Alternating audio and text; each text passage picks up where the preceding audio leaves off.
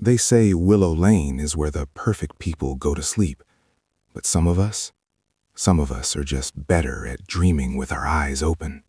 The ringing was not a sound so much as a physical intrusion, a mechanical vibration that seemed to emanate from the very bones of the house rather than the antique device nestled in the velvet lining of the drawer. And for a long moment Evelyn Reed did nothing but stare at the black bakelite curve of the receiver, her breath caught in a painful hitch within her chest, because a telephone in a drawer that had been locked for 20 years should not have a connection to the outside world, nor should it possess the capacity to ring in the dead of night.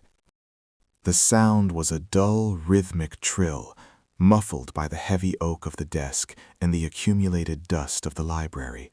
But to Evelyn's heightened senses, it roared like a siren, tearing through the carefully constructed silence of her sanctuary, and she found herself paralyzed by the implication of the noise. For if the phone was ringing, it meant there was a line, and if there was a line, it meant that someone, somewhere, had maintained it, kept it alive, waiting for this specific moment to bridge the distance between the forgotten past and the terrifying present. She looked at the envelope with her name on it, the cream stock glowing faintly in the dim light of the desk lamp, the judge's handwriting sprawling and chaotic like a spiderweb spun in a fever dream, and the juxtaposition of the letter and the ringing phone created a vertigo that made her grip the edge of the desk until her knuckles turned the color of old parchment. The phone rang a third time, a demanding, patient sound, and Evelyn reached out, her hand trembling, not with the palsy of age, but with the vibrating frequency of pure adrenaline, her fingers hovering over the cold black plastic, the air in the room seemingly thickening, becoming viscous and hard to breathe, as if the oxygen were being sucked into the receiver to feed the voice on the other end. She lifted the receiver. She brought it to her ear, the plastic cold against her flushed skin, and she said nothing, her mouth dry, her vocal cords frozen, waiting for the voice, waiting for the threat, waiting for the confirmation that her quiet life on Willow Lane was nothing more than a stage play that was about to be canceled. There was no voice.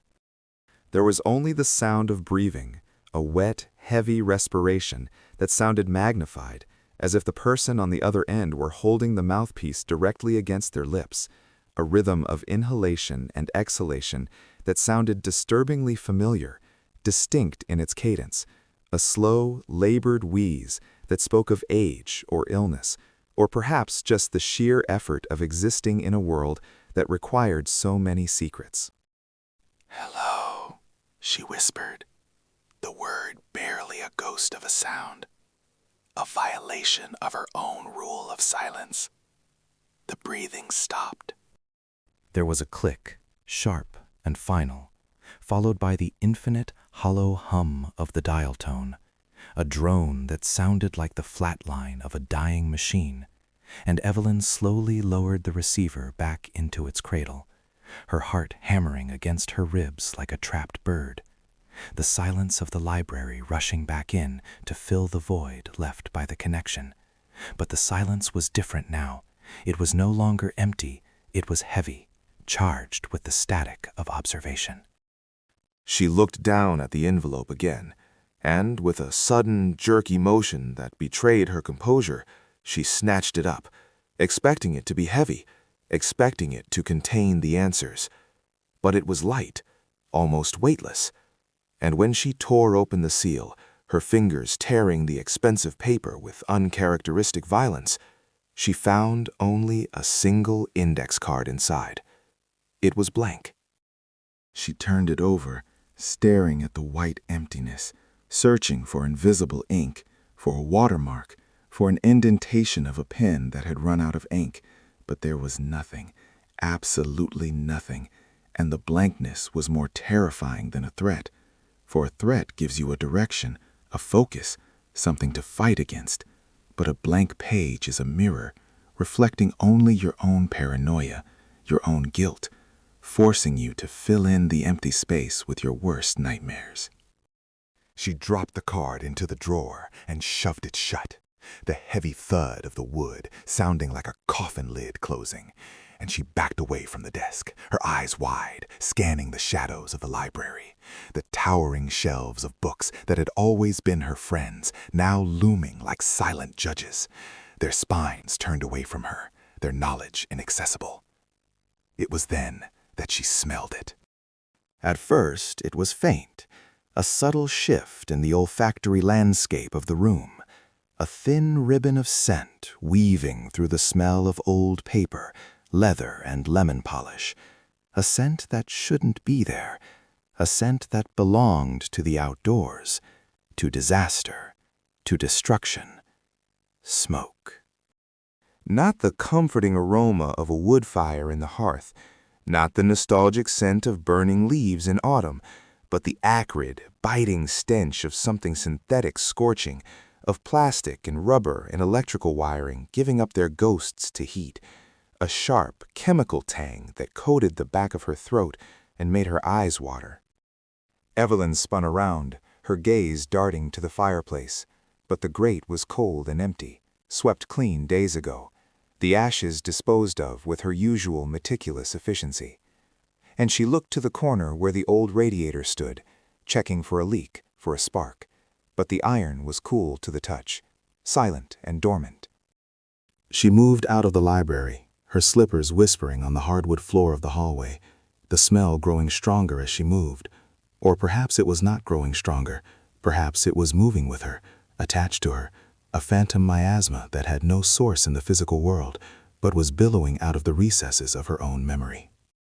She checked the kitchen, her hands flying over the stove knobs, checking the toaster, the coffee pot, the oven, but everything was off, everything was cold, the stainless steel gleaming with a mocking sterility, and yet the smell persisted, a thick, choking presence that made her cough, a dry, hacking sound that echoed too loudly in the empty house.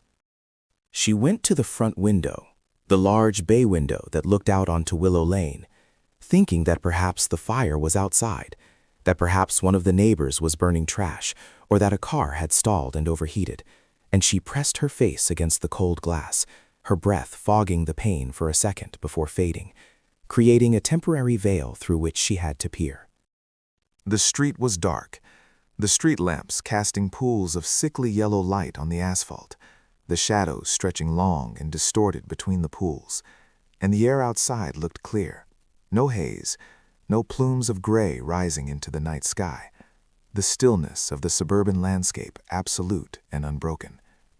But then she saw movement. Across the street, 2 houses down, standing on the immaculate sidewalk in front of house number 1, the judge's fortress, was a figure, a silhouette cut from the darkness, rigid and unmoving, staring not at the judge's door, but directly at her, directly at house number 12. It was Martha Higgins. The woman they called the Crow stood wrapped in a long, dark coat that swallowed her form, her posture erect and militaristic, her head cocked slightly to the side in that avian manner that had earned her the nickname. And even across the distance, even through the distortion of the glass and the darkness of the night, Evelyn could feel the weight of Martha's gaze, a tactile pressure that bored through the window and pinned her to the spot. Martha was not alone. The front door of house number 1 opened, a slice of warm, golden light spilling out onto the porch, cutting through the shadows, and Judge Marcus Thorne stepped out, leaning heavily on his cane, his white hair a halo in the backlighting. And he did not look at Martha. He did not look at the street. He looked straight at Evelyn's window, as if he knew exactly where she was standing, as if he had been waiting for her to appear. They did not speak, or if they did, the distance swallowed their words, but the communication was evident in their stillness, in the way Martha turned slightly to acknowledge him without breaking her visual lock on Evelyn's house, a silent exchange of information between 2 generals on a battlefield, and Evelyn realized with a sickening lurch of her stomach that the neighborhood watch was not a quirky suburban club. It was not a group of bored retirees looking for something to do. It was a perimeter. It was a containment unit, and she was the thing being contained. The smell of smoke flared in her nostrils, violent and sudden, as if someone had struck a match directly under her nose, and she recoiled from the window, stumbling back into the darkness of her living room, her hands clutching at her throat, the realization crashing down on her that the smoke was not a fire in the house, but a signal from her own brain, a somatic warning that the walls were closing in, that the safety she had curated for decades was dissolving like sugar in hot water. She had to move the files. The thought was crystalline, sharp, and undeniable, cutting through the panic and the phantom smoke, a directive that bypassed logic and went straight to the primitive survival instinct buried deep in her lizard brain. For if they were watching, if they were coordinating, then it was only a matter of time before they came in, before they found the reason for her solitude, the leverage she had held in reserve for so long. She turned and moved toward the staircase, her movements no longer fluid but jerky and frantic, her shadow dancing on the walls like a frantic marionette, and she ascended the stairs, the wood groaning under her weight, each creak sounding like a gunshot in the silence, her mind racing through the inventory of her secrets. She did not go to the master bedroom, nor to the guest room that had not seen a guest in 15 years, but to the small sewing room at the end of the hall, a room filled with boxes of fabric, spools of thread, and the dressmaker's dummy that stood in the corner like a headless sentinel. A room that appeared chaotic and cluttered, the perfect camouflage for something that needed to remain hidden. She fell to her knees beside the large cedar chest at the foot of the cutting table, the smell of cedar momentarily overpowering the phantom smoke, a clean, sharp scent that grounded her, and she pushed aside the heavy quilts and the moth-eaten wool blankets, her fingers searching for the catch, the hidden mechanism that she had installed herself years ago, a piece of craftsmanship she had been proud of, a secret within a secret. She found the knot in the wood, the one that was slightly darker than the rest, and she pressed it, feeling the satisfying click of the spring, loaded latch, and the false bottom of the chest popped up a fraction of an inch, revealing the shallow compartment beneath, the dark space where she kept the ledger, the real ledger, the one that mirrored the judge's, but contained the things he had left out, the observations she had made from her window, the times, the dates, the license plates of the cars that came and went in the middle of the night. She lifted the false bottom, her hands shaking so badly that she almost dropped the wood back into place, and she stared into the compartment, her heart stopping for a full second, the blood draining from her face, leaving her cold and gray in the moonlight that filtered through the blinds. The ledger was there, but it was moved. It was shifted, just slightly, rotated perhaps 5 degrees to the left, a deviation that would have been invisible to anyone else, to anyone who did not possess the obsessive, compulsive need for order that defined Evelyn Reed's life. But to her, to the woman who measured the distance between her coaster and the edge of the table, it was a screaming, chaotic anomaly. She reached in, her fingers brushing the leather cover, and she felt a texture that shouldn't be there, a gritty, granular dust that felt like ash, and she pulled the book out, holding it up to the light, her breath coming in shallow, panicked gasps. She opened it. She flipped through the pages, the paper crisp and yellowed, her own handwriting neat and precise, columns of dates and times, notes on the comings and goings of the residents of Willow Lane, the innocuous details that, when stitched together, formed a tapestry of conspiracy. And she scanned the entries, looking for the last one she had made, the entry from 3 days ago, when she had seen Julian Vane carrying a shovel into his backyard at 3 in the morning. The page was gone. It wasn't torn out. That would be too messy, too obvious. It had been sliced. Razor, cut, close to the binding, a surgical excision that left only the faintest strip of paper behind, a jagged white line that ran down the inner spine of the book, a wound in the memory of the ledger. And Evelyn stared at the gap, her mind reeling, trying to process the impossibility of what she was seeing. She lived alone. She had the only key to the front door, the only key to the back door, and the windows were alarmed, the system old but functional. and she never left the house for more than an hour at a time. Only for groceries, only for the necessities, and always during the day, always with the paranoia of a spy in enemy territory. Someone had been in her house. Someone had walked up her stairs, entered her sewing room, knelt where she was kneeling now, opened the secret compartment that she believed to be impenetrable, and they had not taken the book, they had not destroyed it, they had simply edited it, removed a specific piece of information, and then replaced it, leaving it there for her to find, or perhaps hoping she wouldn't notice, hoping that her memory was as fragile as her age suggested. But the missing page wasn't the worst part. As she held the book open, the smell of smoke returned, violent and undeniable, billowing up from the open pages of the ledger itself, and she realized with a horror that froze her marrow that the smell was not a hallucination, it was a residue. The pages reeked of it. They were saturated with the scent of burning tobacco, of a specific, heavy pipe tobacco that she hadn't smelled in years, a blend that was rich and cloying and distinctly masculine. Silas Blackwood, the taxidermist in House 13. He smoked a pipe, a curved briar pipe that he puffed on while he worked in his garage, surrounded by the glass eyes and the skins of dead things, and the scent was his signature, his olfactory fingerprint. And here it was, stamped into the fibers of her most secret possession, a calling card left by a ghost who walked through locked doors. Evelyn dropped the book, unable to touch it any longer, feeling as if the leather were burning her skin, and it hit the floor with a heavy thud, splaying open like a dead bird, the missing page mocking her with its absence.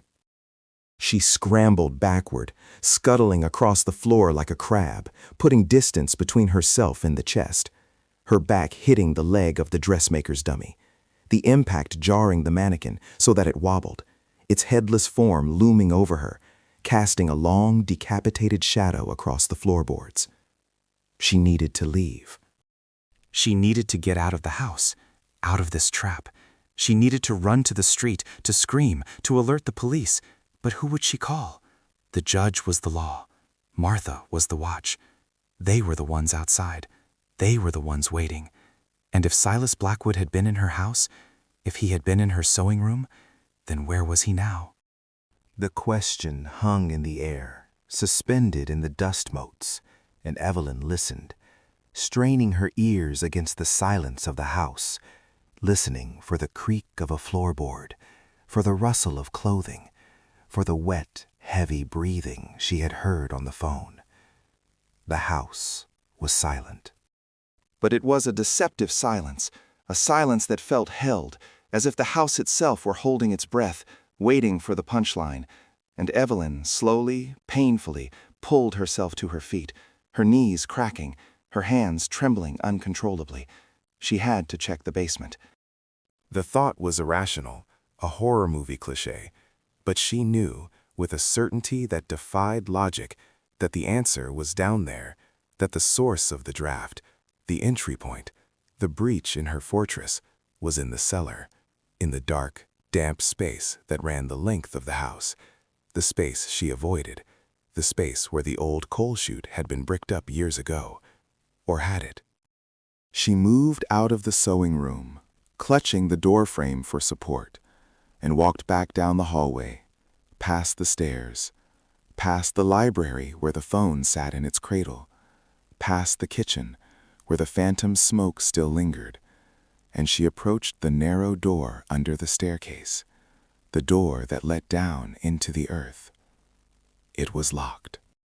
She always kept it locked, a heavy iron bolt that she slid into place every night before bed, a ritual of containment, keeping the darkness of the basement separate from the light of the living space. And she reached out, her hand wrapping around the cold metal of the bolt, expecting resistance, expecting to have to slide it back. The bolt was already drawn.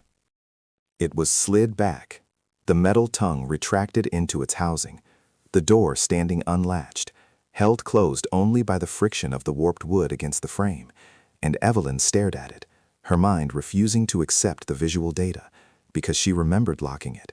She remembered the sound of the metal sliding home, the feeling of security it gave her. She had locked it 3 hours ago, which meant that someone had unlocked it from the inside. Or someone had unlocked it from the outside and gone down. She reached out, her fingers trembling so violently that they brushed the wood like the wings of a moth, and she pushed. The door creaked, a high-pitched, rusty whine that sounded like a child crying in the distance, and the blackness of the basement yawned before her, a solid wall of dark that smelled of damp earth and mold, and something else. Fresh paint.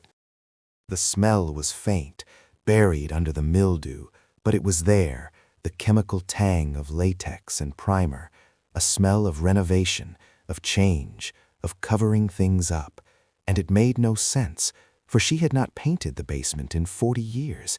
She had not touched it. She had left it to the spiders and the memories. She stepped onto the landing, her hand groping for the light switch, the old toggle switch that protruded from the wall like a broken finger, and she flipped it. Nothing happened. The bulb had been unscrewed, or broken, or the fuse had been pulled, and the darkness remained absolute, a physical weight that pressed against her eyes, and she stood there, teetering on the edge of the abyss, listening. And then she heard it. From the bottom of the stairs, from the deepest corner of the cellar, came a sound. Scrape, scrape, scrape. It was the sound of something metal being dragged across concrete, a slow, rhythmic abrasion, like a shovel being pulled over stone, or a heavy box being shifted, or a chair being dragged by someone who was sitting in it, waiting. Evelyn wanted to scream, but her throat had constricted to the size of a pinhole, and she could only wheeze, a small, pathetic sound that was swallowed by the dark, and she took a step back, intending to slam the door, to lock it, to nail it shut, to burn the house down if she had to, anything to keep whatever was down there from coming up. But as she stepped back, her slipper caught on the edge of the rug in the hallway, and she stumbled, her hand flailing out to catch herself, and her fingers brushed against the wall, against the wallpaper that she had chosen 30 years ago, a floral pattern of roses and vines. The wall was warm. Not room temperature warm, but radiating heat, a dull, throbbing warmth that pulsed against her palm, as if there were a fire burning just on the other side of the plaster, as if the wall itself were alive and feverish. She froze, her hand pressed against the hot wall, her eyes fixed on the black rectangle of the basement door, and the scraping sound stopped. Silence returned, but it was different now. It was the silence of arrival. And then, slowly, agonizingly slowly, a light appeared at the bottom of the stairs. It was not the harsh glare of a flashlight, nor the yellow glow of a bulb, but the flickering orange dance of a flame, a small, solitary light that cast long, dancing shadows up the stairwell, shadows that stretched and warped, reaching for her feet like grasping fingers. The light grew brighter, ascending the stairs, floating upward, carried by an unseen hand, and Evelyn watched, mesmerized by the terror, unable to move, unable to breathe, as the source of the light came into view. It was a lighter. A silver Zippo lighter, the flame standing tall and steady in the still air, held by a hand that was gloved in black leather, a hand that emerged from the darkness before the body followed, a disembodied limb offering fire to the dark. And behind the flame, illuminating a face that was half in shadow, half in orange light, a face that smiled with a familiarity that stopped Evelyn's heart cold. It was not the judge. It was not Martha. It was not Silas Blackwood. The face rising from her basement, holding the flame that smelled of the very smoke that had been haunting her all night, belonged to the one person she had trusted, the one person she had confided in, the one person she had told about the ledger in the first place. Mark Miller, the architect from house number 4. He stood on the third step from the top, the flame illuminating the perfect knot of his tie, the smooth, handsome lines of his face, the calm, reassuring smile that he wore when he sold houses, when he explained blueprints, when he told her that everything was going to be all right. "Evelyn," he said, his voice soft, melodic, the voice of a neighbor borrowing a cup of sugar, the voice of a friend. "You left the light on upstairs. We can't have that." He didn't look at her. He looked past her. He looked at the front door of the house. And as Evelyn turned, following his gaze, watching in slow motion as her world fractured into a kaleidoscope of betrayal, she saw the doorknob of her front entry, the door she had triple locked, the door that was her shield against the world, begin to slowly, silently turn. The lock tumbled with a heavy metallic clunk that sounded like the tolling of a bell. The door swung inward. The night air rushed in, cold and biting, carrying the scent of rain and wet asphalt, and the silhouette of Martha Higgins stood on the threshold, her face obscured by the darkness, her hand resting on the head of a large, black cane. She stepped inside. Mark Miller snapped the lighter shut, plunging the hallway into darkness, leaving only the spill of the street lamps from the open door to illuminate the scene. "We need to talk about the renovation, Evelyn." Mark's voice came from the dark, closer now, right beside her ear. "The foundation is rotting." Evelyn opened her mouth to speak, to beg, to scream, but the only thing that came out was a single terrified breath, a puff of white vapor in the suddenly freezing air as the door clicked shut behind Martha, sealing them all inside the tomb of house number 12. The darkness that followed the extinguishing of the lighter was absolute, a heavy, suffocating blanket that seemed to instantly erase the familiar geography of the hallway, leaving Evelyn suspended in a void, where the only coordinates were the sound of her own ragged breathing and the terrifying, electric proximity of the two figures who had invaded her sanctuary. The smell of the smoke did not dissipate with the flame, but rather seemed to thicken, a cloying, acrid scent of lighter fluid and charred wick that mingled with the damp, earthy odor of the rain that had blown in with Martha, creating a sensory dissonance that made Evelyn's head swim. For it was the smell of the burning house from her nightmares, the smell that she had been sensing for days in her impeccably clean living room, a phantom scent she had dismissed as a hallucination born of guilt, but which she now understood was a residue of intrusion, a physical marker left by visitors who had been walking through her home while she slept. Mark Miller did not grab her, for violence would have been too crude, too unrefined for a man who viewed the world through the precise, geometric lens of an architect.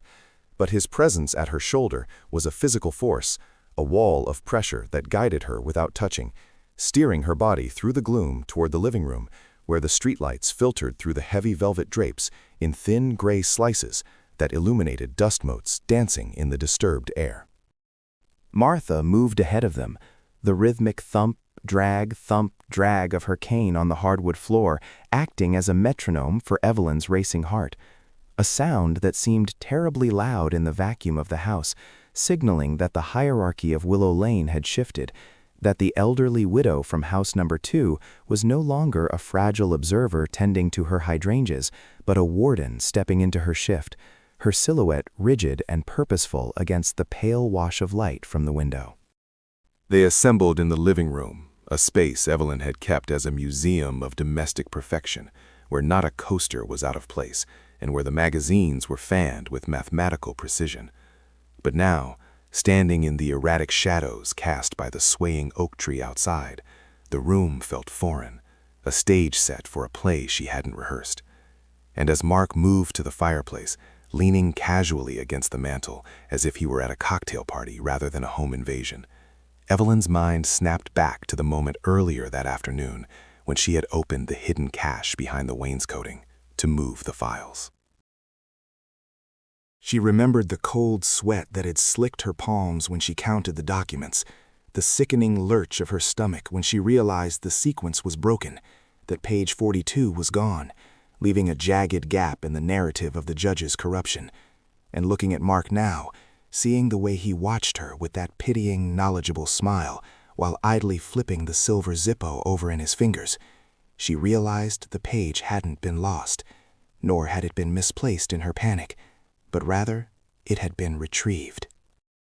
It dawned on her then, a slow, creeping horror that started at the base of her spine and worked its way up to the nape of her neck, that the missing page was proof of access, proof that for years, perhaps for the entire time she had lived in house number 12, she had not been the only one with a key, that while she slept, while she worked, while she showered, someone had been coming and going, a ghost with a physical form, who adjusted her papers, who moved her coffee cup, who planted the smell of smoke to test her sanity.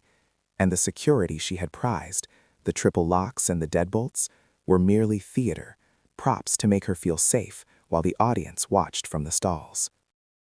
The realization made the room spin, made the familiar furniture warp and twist into threatening shapes, because if they had been inside before, if they had taken the page, then they knew exactly where the rest of it was.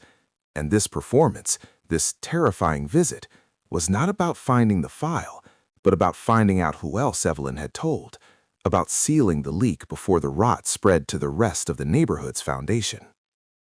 "You're trembling, Evelyn," Martha said, her voice dry and rustling like dead leaves skittering over pavement, not looking at Evelyn, but examining a porcelain figurine on the side table with feigned interest, turning it over in her gloved hands as if checking for dust.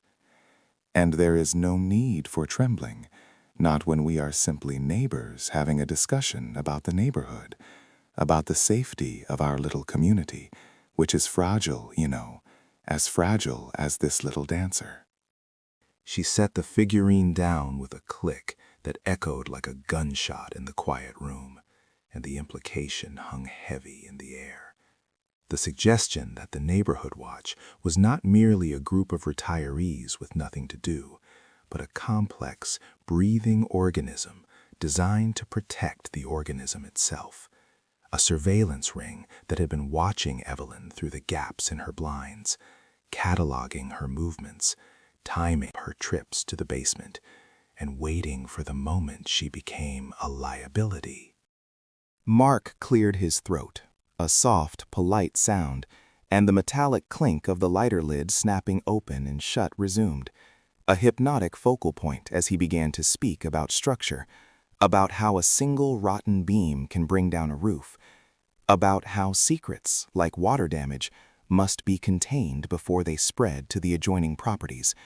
And he wasn't talking about lumber or drywall, of course, but about the ledger, about the things Evelyn had seen and the things she had stolen. His voice was so reasonable, so terrifyingly calm, devoid of any anger or malice, that Evelyn felt the urge to apologize, to confess, to hand over everything just to make the tension stop, to make the intruders leave. But she knew, with a clarity that froze her blood, that giving them what they wanted would not make them leave, for they were not burglars seeking loot, they were erasers seeking to clean a stain, and she was the stain. "The judge was very disappointed, Evelyn," Mark said, his voice dropping an octave, becoming intimate, as he finally looked directly at her, his eyes dark pools that reflected nothing. "He thought you understood the rules. He thought you appreciated the quiet, the order we maintain here. But then you started digging. You started asking questions that have no answers. And when you took that file, you didn't just steal paper. You stole our peace of mind." He took a step toward her, the floorboard groaning under his weight, the sound mirroring the groan of the house settling in the wind. And Evelyn backed away until her legs hit the edge of the sofa, trapping her, forcing her to sit, forcing her to look up at him like a child awaiting discipline. Martha turned from the table, her eyes glinting in the gloom, and reached into her oversized handbag, the leather creaking as her hand rummaged deep inside, bypassing the mundane items of a grandmother's purse, the tissues and the mints. And her hand stopped, her fingers curling around something heavy, something hard, and Evelyn held her breath, her lungs burning, waiting for a weapon, waiting for the end. But when Martha's hand emerged, it held only a small gray dictaphone, the red light already blinking, a single unblinking eye staring at Evelyn in the dark. "Start from the beginning, dear," Martha whispered, placing the device on the coffee table, where it sat between them like a judge's gavel, the magnetic tape inside hissing softly as it spun. "And don't leave out the part about who you met at the library, because we already know about him. We just need to hear you say it." Evelyn stared at the recorder, the little red light pulsing in time with her heartbeat, and she realized that the paranoia she had felt earlier, the sensation of the walls closing in, was not a delusion, but a premonition. For the walls were indeed closing in, not metaphorically, but in the form of Mark and Martha, who stood like pillars of the community, guarding the secrets of Willow Lane with a polite, lethal determination. She opened her mouth to speak, to lie, to say anything that would buy her time, but her throat was dry, her voice stolen by the sheer weight of their presence, and as she struggled to find words, her eyes drifted past Mark, past the flickering lighter, toward the hallway they had just left, toward the staircase that led up to the second floor. It was then that she heard it. Above the hiss of the tape recorder, above the drumming of the rain against the glass, came a sound from upstairs, from the bedroom she had just left, the distinct, unmistakable creak of the floorboard right beside her bed, followed by the slow, deliberate turning of the handle on her bedroom door, a sound that froze Mark in mid-sentence and caused Martha to turn her head sharply toward the ceiling. For all three of them knew, with a terrifying certainty, that there was no one else in the house.